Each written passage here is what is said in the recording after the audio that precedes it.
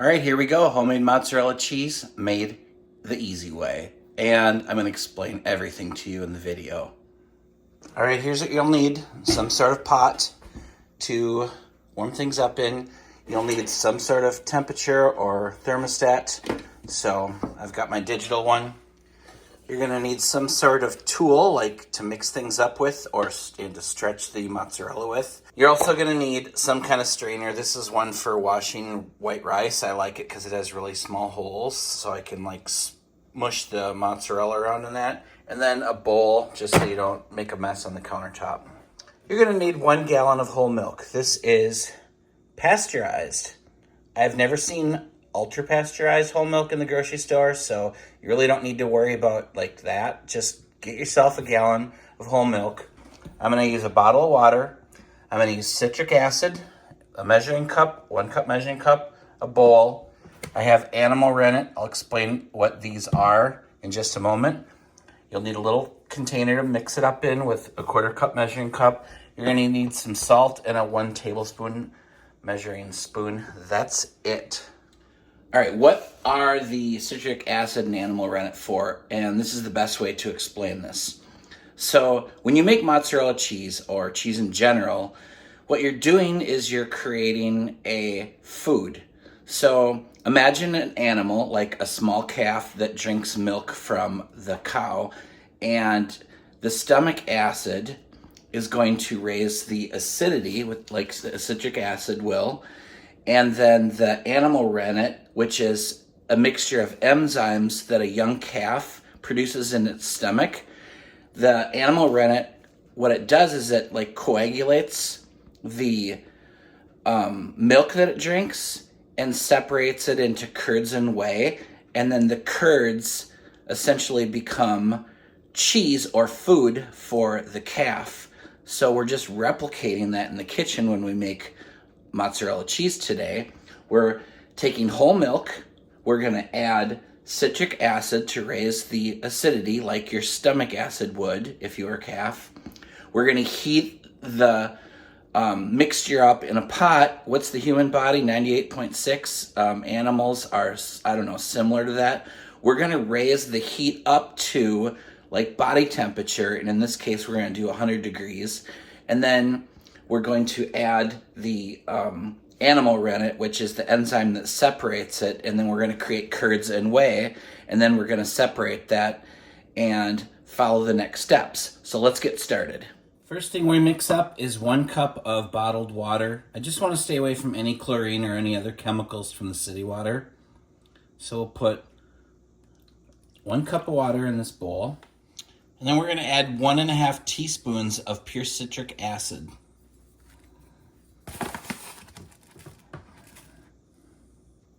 One and a half. Mix that up. Set that aside for a second. And then in the second bowl, it's a smaller bowl, we're going to add a 1/4 cup of water. I'm using bottled water again. And then here's my bottle of liquid animal rennet. This one says that it's a 1/4 of a teaspoon per gallon of milk. That's if you want to let it set in 30 to 45 minutes. You can amp it up and do 1/2 of a teaspoon, and then it should set in maybe 10 minutes or so. So we'll mix 1/2 teaspoon into the 1/4 cup of water, and then we'll set that aside for. Okay.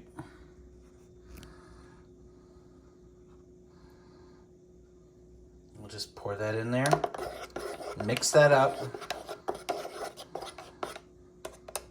and then we'll set that aside for later. They sell these in small containers, so you can be able to make cheese for many more times with this. I'll add links to the animal rennet and the citric acid in the link below the video, as well as the directions and measurements to our recipe today. Okay, we're just gonna set down the water and rennet and just wait till later with that. And to our pot, I like to add the cup of water and the citric acid to the pot first. That way it's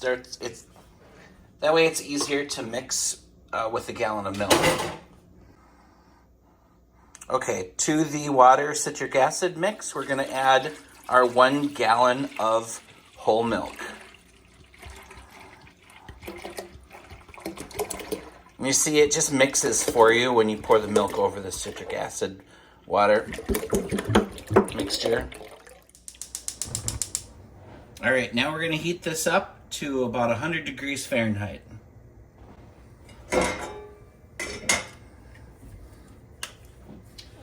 So get your little thermometer out and you're going to check that frequently, because as soon as that hits 100 degrees, you're going to be taking that off the heat. Okay, keep mixing it every once in a while so the temperature is consistent throughout.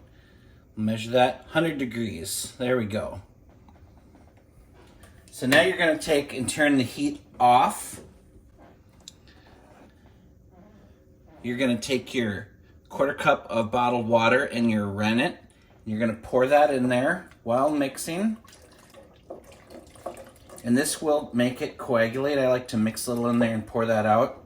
You're going to lightly mix that for about a minute.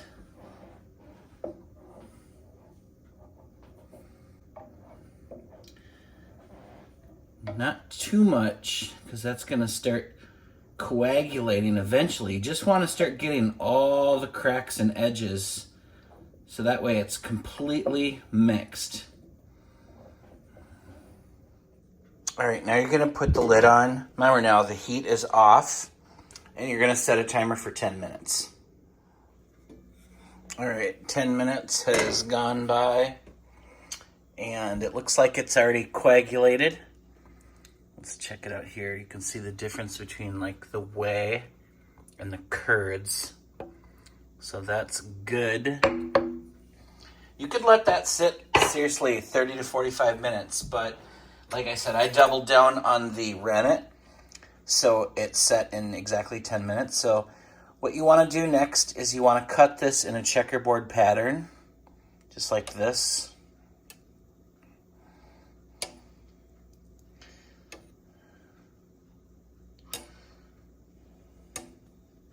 And then this way.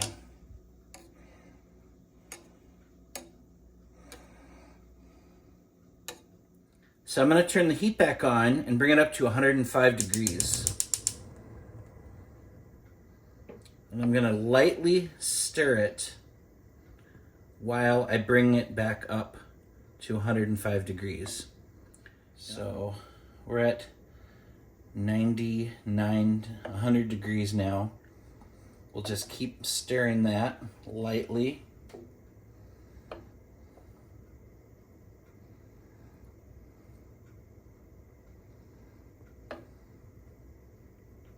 Bring it up 5 more degrees to 105 Fahrenheit.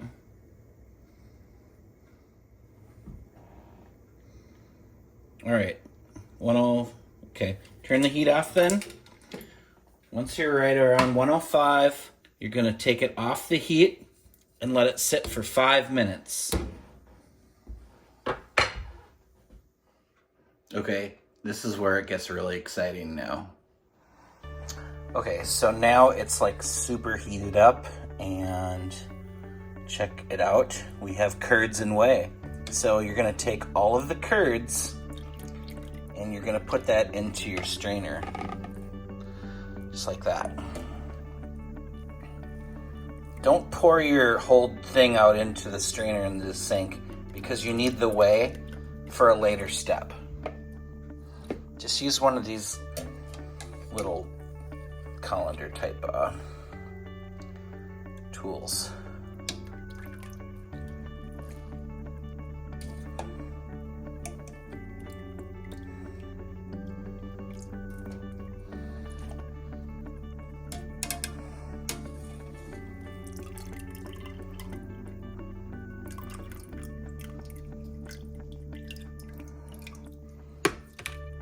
As you can see that the whey is dripping down underneath through the holes into the bowl.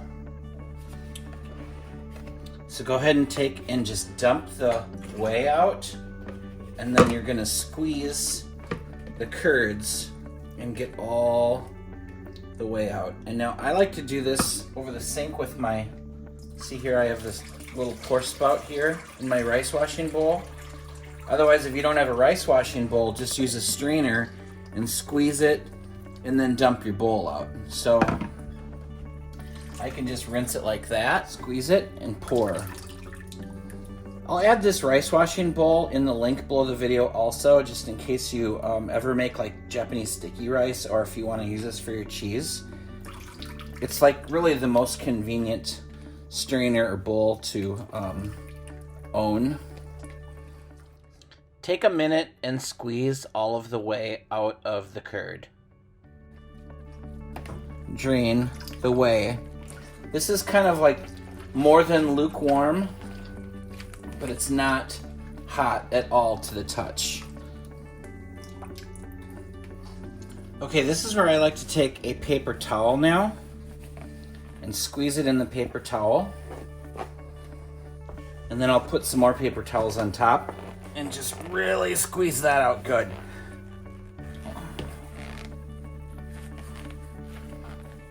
There we go. Remove your paper towels. Now we have a really dry clump of curd. See that? Super dry. And here's our pot full of the whey. There may be a little bit of curd left in there. Who cares? I don't mind that. So I'm going to take my salt. I'm going to put 1 tablespoon of salt into the whey. All right, now I'm going to turn the heat back on and go ahead and mix that salt up in the whey really good. And we're going to bring that up to 180 degrees Fahrenheit. Okay, while we're waiting for that to heat up, now I like to take the curd and break it into chunks about like this. That way when I heat it up, because as soon as that's 180 degrees, I'm gonna put this in there and heat it up for about a minute, because it's gonna shock it in the heat, and you want it to heat evenly, kind of like dumplings. And after a minute in the 180 degree Fahrenheit water, then I'm gonna scoop it back out, and then we're gonna start squeezing and stretching it. Okay, just make sure you keep mixing that lightly every once in a while. Make sure the salt's completely mixed in and they have even temperature. And then, there, we're about 180, okay, turn the heat off. 183, 184 is fine. It doesn't really matter. So we'll just take the thermometer out, and then we're gonna take our curds and we're gonna pour them in and let those sit for 1 minute. Set the timer for 1 minute. I will very lightly mix this now for a minute.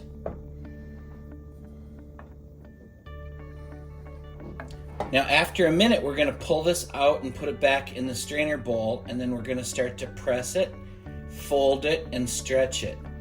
And you're gonna do that until you get the stained glass window effect, and I'll show you what that looks like when it happens. If it's too rough looking, we're gonna put it back in the heat and heat it up again, and then we'll press it and stretch it again and again and put it back in the heat as many times as it takes until we see the stained glass window effect. Okay, there's a minute. Now we'll take it out, put it back in our bowl.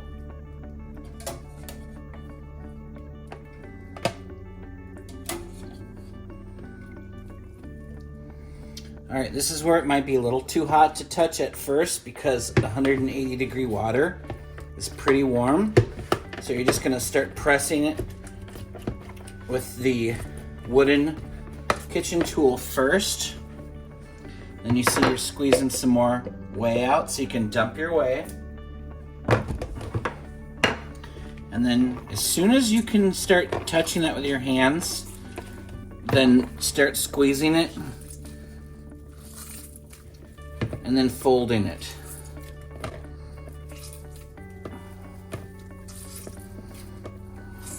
This is what turns it into mozzarella cheese. So you just fold it in half, squeeze it.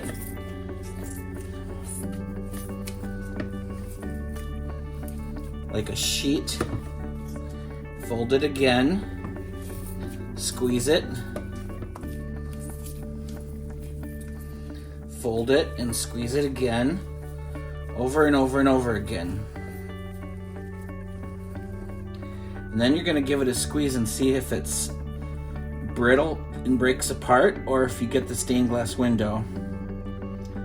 And I think what I'm going to do is I'm going to fold it one more time.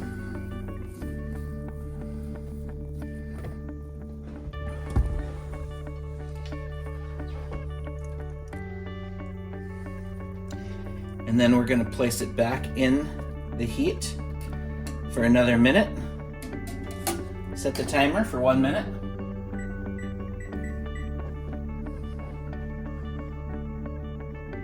All right, 1 minute has passed. So now we'll just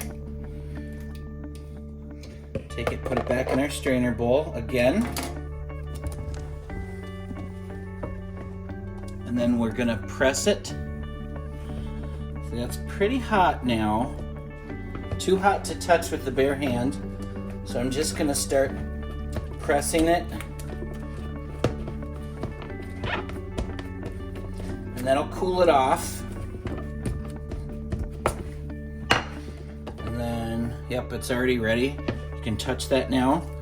So now it's starting to feel more like cheese. So I'm just gonna press that, fold it, press it, fold it, press it,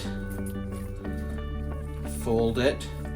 You could do this, press it, fold it, and then put it back in the heat for a minute, as many times as it takes. 2 times, 3 times. And now I'm just gonna start pressing it, and I'm gonna start pulling on it like this to see if I get it. Okay, it's a little too brittle and it's breaking too much. See this? I almost get the stained glass window effect, but it starts to break too fast. Press it, fold it, press it, fold it.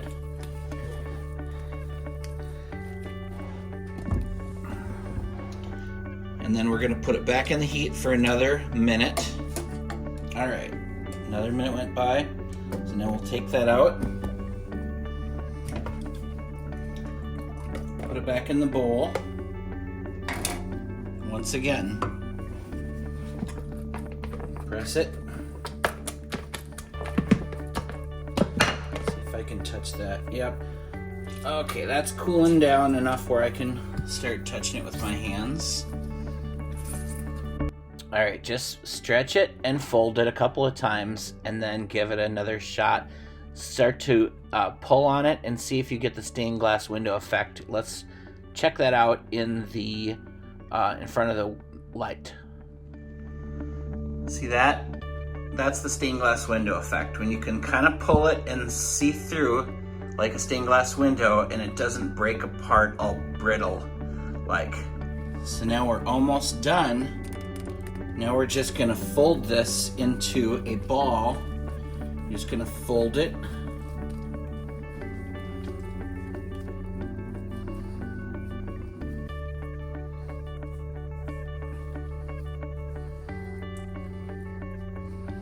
And there is your mozzarella ball.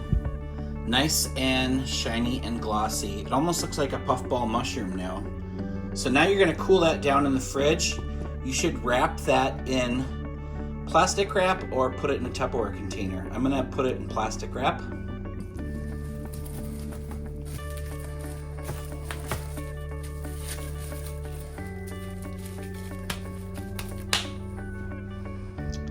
There is our fresh mozzarella.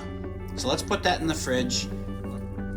All right, we'll just put it in there and let that cool off until tomorrow. All right, it's been a couple of hours and I can't wait any longer.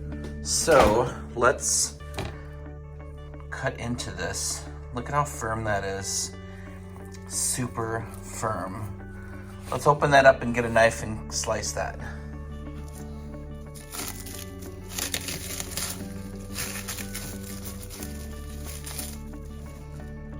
All right.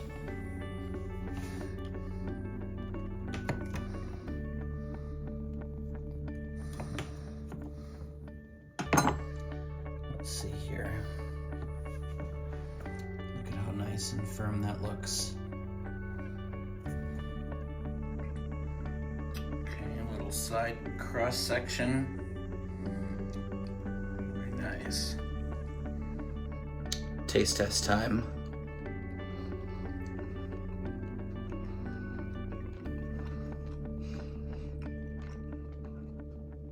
It's delicious. Can't wait to make the pizza with that.